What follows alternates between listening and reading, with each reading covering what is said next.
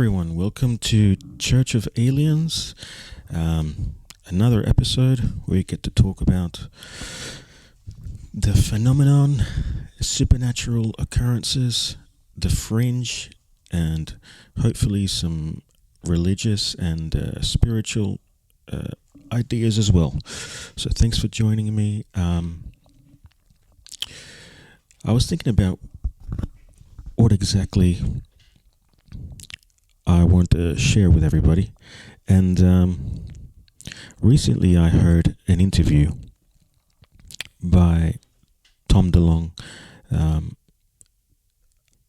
think the name was the Peer Pleasure podcast. I think it's from an ex-band member of a band in the 2000s, and it was a very interesting interview. I mean, for most of it, he was talking about his touring, like he's talking about his tour and stories from the past and his new album. But then, all of a sudden, I think even the podcast host was from Alaska, and Tom just immediately said, "You want to hear some crazy shit? There's an underground pyramid in Alaska that's suppressing consciousness." And I was like, what is this? So it was quite interesting to me. He mentioned that it's been there for decades and it's been studied by supposedly some non-governmental companies or agencies for decades, and from what they've told him, that it apparently can be turned on and it's suppressing consciousness. Now, what exactly does turned on mean? And suppressing consciousness wasn't very clear. He didn't really flesh that idea out. But it just gave me some ideas on what is happening with other pyramids all over the world, including in Egypt and in South America, Mexico, Peru, and if they have any connection to affecting consciousness or can be turned off or on. So it was very interesting, to say the least. He did mention some other things. I mean, he talked a little bit about religion and consciousness, and he talked about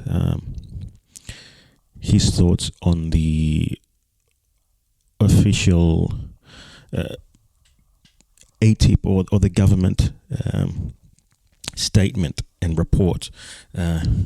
He mentioned that it was very bland and general, but he did mention to keep an eye out for the non-governmental agencies as a possible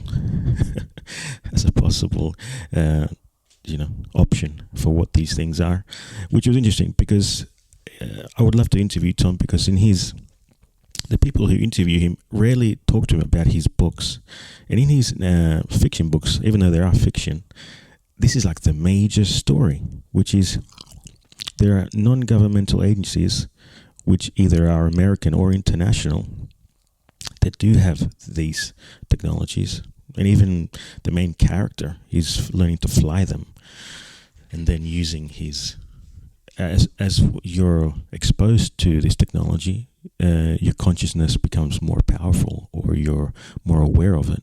He's able to move objects with his mind like a Jedi. So it's interesting that I don't really hear many people interview him or ask him about his books and what he actually means by them, because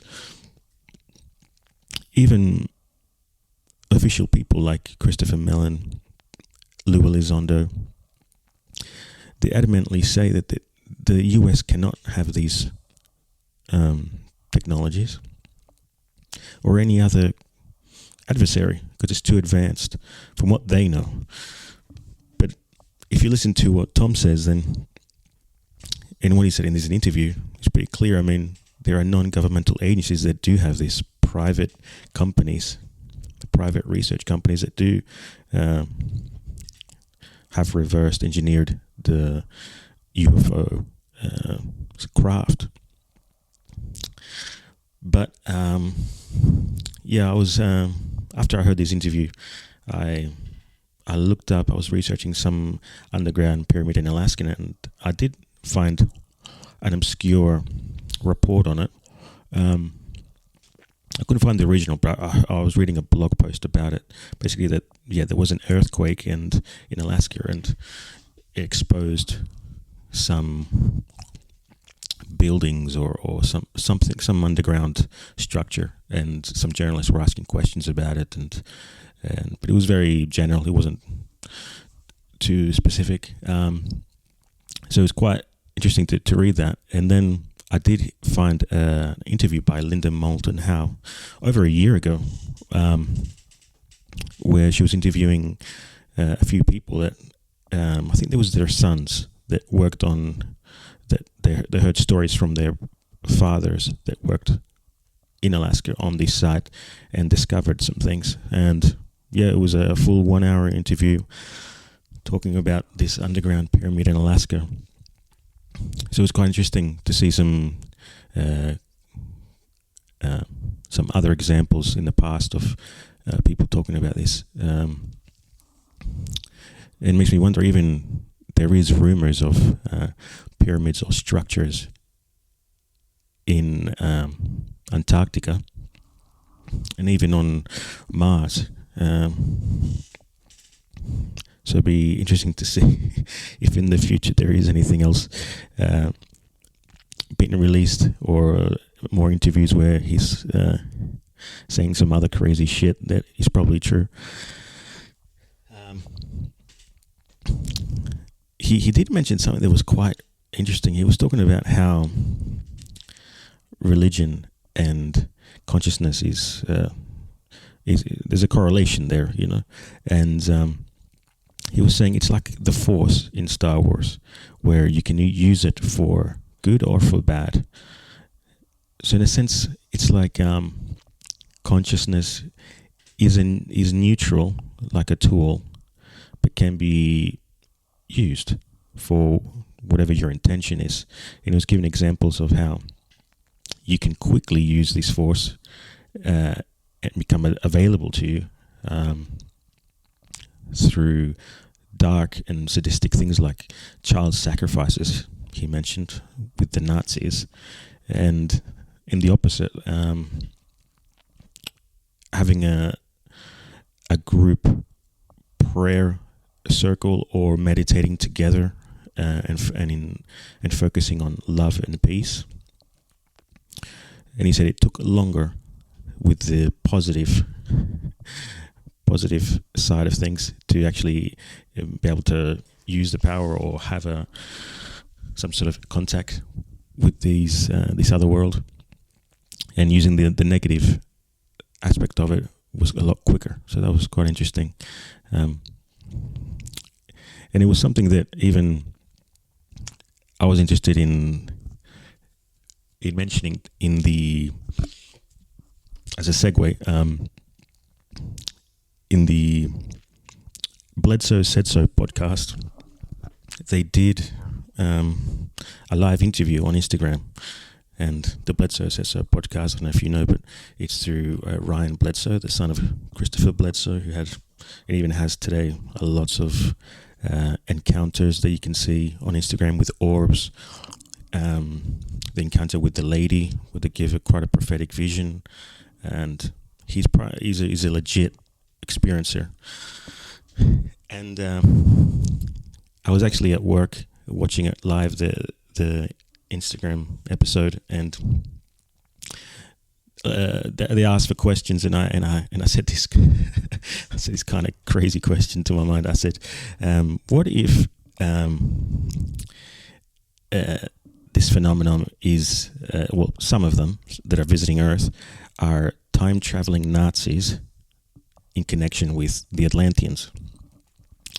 And I think they were a bit like taken aback by the question, because it is a bit strange. But but I was quite chuffed about it because there were about 30 minutes or something talking about this question, and it was interesting to see what Ryan thinks, because he just, like, at the beginning he was just like, because I then I mentioned it's got to do with a connection with Peter Lavender and his books, Nazi Rat Lines, and his book with Tom DeLonge, God's Man and War. And he immediately just said, whatever comes out of Tom DeLonge and ttsa, take it with a huge grain of salt. So I don't think he's a huge fan of what comes out of that group, and I think he has quite legitimate reasons. I mean, he, in his opinion, they came over, Tom, Lou, to his house to encounter these beings and to see if they could see any lights, and to ask Christopher Bledsoe, maybe do some research with him. But from what he said, they've constantly tried to turn his story into more of a dark story, more of a scary scenario. And I think Christopher just didn't play along. I think he's very clear of what these things are and what their intentions are. And I think maybe To the Stars has a different perspective. I'm not sure which one is the correct one, or it's a blend or a mix or two, but I understand his reasons for not really taking their ideas 100% on board. So yeah, they were talking about they couldn't really see a connection between time traveling Nazis and what the phenomenon is now, but they have heard of the theory before, that, and I mentioned it was Project Chronos, that could be a good way into the conversation, but they weren't too keen on it. I don't think many people are really familiar with it, but I find it very interesting, the theory, especially in the books of Gods and Man that I've read,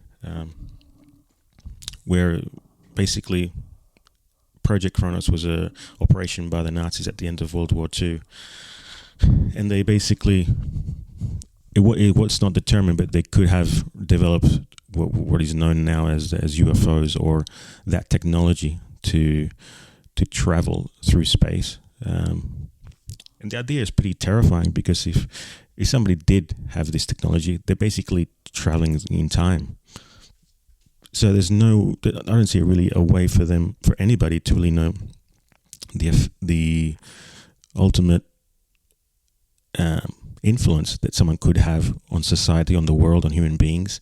If someone can travel in time, how somebody can interfere, shift timelines, shift history. So it was an interesting idea for me. So it was quite cool to hear them talk about it live, and they're talking about it for quite a while. I think the producer Alex was mentioning a lot of hollow Earth theory. I didn't really get into that. I haven't really researched into that too much. But yeah, basically Ryan just wasn't too keen on it, because his idea is basically that these are quite, the light beings that you see physically are quite benevolent. They want to help. They might scare you, but they really want to help and progress your consciousness. The negative entities can't really take a physical form, and it's mainly through beliefs and ideas that they influence your emotions. So it was interesting to hear his thoughts on it, and I'd like to see if I can go on there live again and ask another interesting question, because I'm really interested in what Ryan has to say. He's had an amazing experience with his family, and he's in his house as well, in his father's house.